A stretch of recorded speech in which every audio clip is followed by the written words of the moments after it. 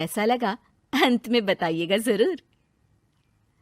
अरे बहू, चाय ले ले, उठ जा बेटा। अरे मम्मी रहने देती ना, मैं उठ तो रही थी। अरे कोई बात नहीं, खाने में क्या बनाना है वो बता दे। देख लो माँ, कुछ भी जो ये कहे बना लेते हैं। बेटा, मैंने तो जो सब्जी थी वो काट दी है, तू बस रोटियां बना लेना। ये हर रोज सुबह का सीन था ममता के ससुराल का। एक दिन पड़ोसन कहती है, अरे बहन जी, सारा दिन काम करती रहती हो, थकती नहीं क्या आप? बहू क्या करती रहती है सारा दिन? अरे वो भी कुछ ना कुछ करती ही रहती होगी। अब इतनी भी बूढ़ी तो नहीं हूं मैं जो बैठ जाऊं कि सामने काम पड़ा है और मैं बैठी रहूं। अरे लेकिन बहू की तो आदत खराब हो जाएगी जब सारा काम आप ही कर दोगी।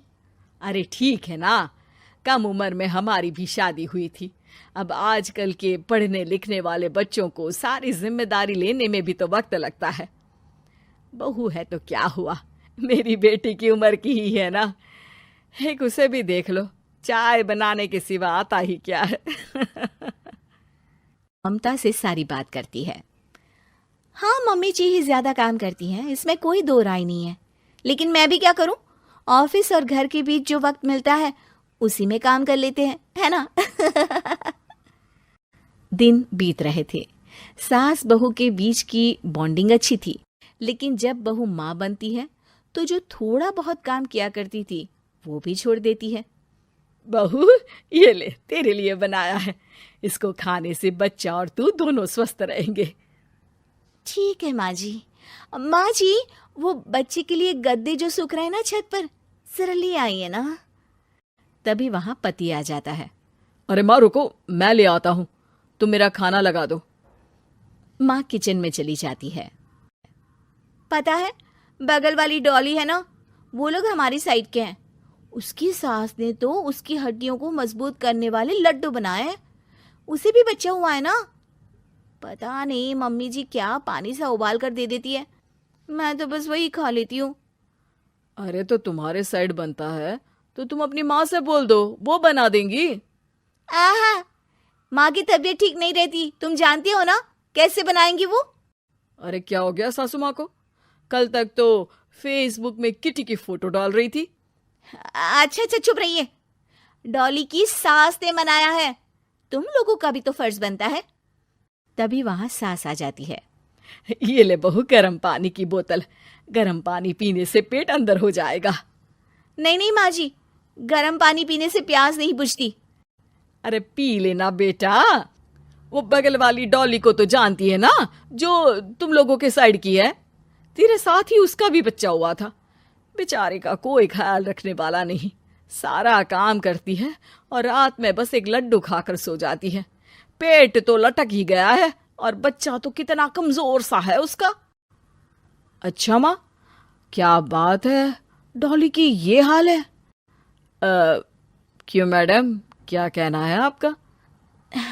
अब पता है मुझे, किसी के पास मेरी सास की तरह सास थोड़ी ना है। नहीं नहीं बेटा, ऐसा नहीं है। मेरे लिए तो तुम सभी मेरे बच्चे जैसे ही हो। ममता को समझ में नहीं आता कि वो सास में कैसे कोई बुराई निकाले, क्योंकि हर कोई उससे उसकी सास की तारीफ ही किया करता था। एक रोज ममता के घर उसकी ननद आती है। अरे भाभी, मुन्नी को तो 6 महीने हो गए, आप अभी भी बेड पर हो। आ गई है आप? कैसी हैं बुआ? बच्चा होने के 6 महीने बाद आई हैं आप?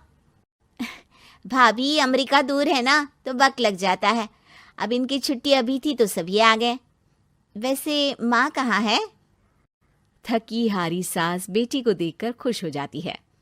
माँ, इस बार तेरा वीजा तैयार है, मेरे साथ चलने को तैयार रहना। हाँ हाँ बेटा, मैं तैयार हूँ। अरे ऐसे कैसे माँ, मैं कैसे मैनेज करूंगी? कैसे मतलब? जैसे मैंने किया अमेरिका में, आप इंडिया में कर लेना। वैसे आपका तो मायका भी पास ही में है ना। हाँ वो तो है, लेकिन वहाँ माँ के पास वक्त नहीं होता। ईश्वर भक्ति में उनका सारा समय चला जाता है। भाभी, बेटी परेशान हो तो माँ का ध्यान आरती में कैसे लग सकता है? समझ में ही नहीं आता। वैसे भी अब माँ को मैं अपने साथ ले जा रही हूँ। माँ को विदेश घूमने का शौक है ना। ममता मन मारकर चुप हो जाती है, लेकिन मन ही मन सोचती है कि वो कैसे सारा काम मैनेज करेगी।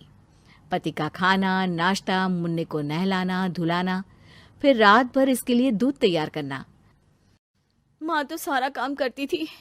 हे भगवान, ना भाई ना। क्या हुआ भाभी? क्या सोचकर ना भी ना कर रही हो? अरे कुछ नहीं, बस बच्चे के बाद से ही कमजोरी ज्यादा हो गई है ना, तो अचानक से बड़बड़ाने लगती हूँ मैं। अगले दिन ममता अपनी माँ को फोन करती है। राधे राधे। माँ मैं क्या करूं, मेरी सास तो अमेरिका जा रही है बेटी के पास। अब घर का सारा काम, बच्चा, सब कैसे मैनेज करूंगी। तू आ जाना माँ कुछ महीनों के लिए मेरे पास। अरे ना ना ममता, मेरे बस की बात नहीं है काम धाम। अरे तू तो जानती है ना, मैंने तो तेरे भाई की शादी भी गरीब गांव की लड़की से इसीलिए ही की थी कि वो चुपचाप घर का सारा काम करे।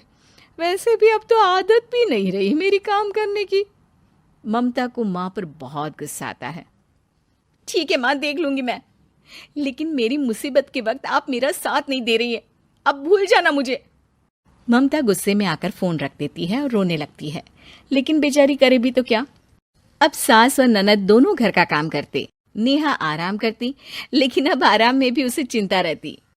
और फिर वो दिन भी आ जाता है जब ननद का जाने का वक्त आ जाता है। भाभी मैं जा रही हूँ, अपना और मुन्ने का ख्याल रखना।